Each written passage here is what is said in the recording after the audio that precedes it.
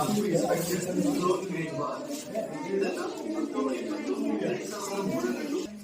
L1 is first solar machine in our India, sir, and it depends on Indian Space Research Organization, which is ISRO, sir, and launched in September 2023, sir.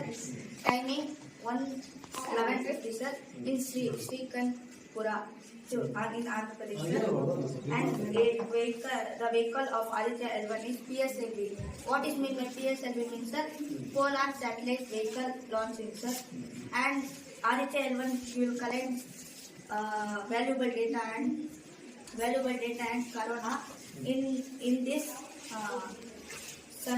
sun wind, sir. ಅಂದ್ರೆ sir ಸೂರ್ಯನ ಒಂದು ತಾಪನ ಈ Aditya L1 ಅಂತ control ಮಾಡ್ತೀವಿ sir.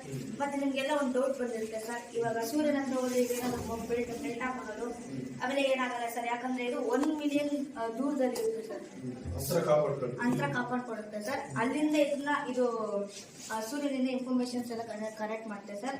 ಸೂರ್ಯನ age ಬಂದ್ಬಿಟ್ಟು 4.63 billion years sir. ಮತ್ತೆ ಈ ಸ್ಯಾಟಲೈಟ್ಸ್ ಅಲ್ಲಿ ಪ್ಲೇಔಟ್ಸ್ ಇರುತ್ತೆ ಸರ್, 7 ಪ್ಲೇಔಟ್ಸ್ ಇರುತ್ತೆ ಸರ್. ಅಂದ್ರೆ ಡಿಫ್ರೆಂಟ್ ಲೇಯರ್ ಅಲ್ಲಿ ಸೂರ್ಯನ ರಿಸರ್ಚ್ ಮಾಡ್ತೀವಿ ಸರ್, ಅಲ್ಲಿಂದ ಇಂಡಿಯಾ ಕಳಿಸುತ್ತೆ ಸರ್. Thank you sir.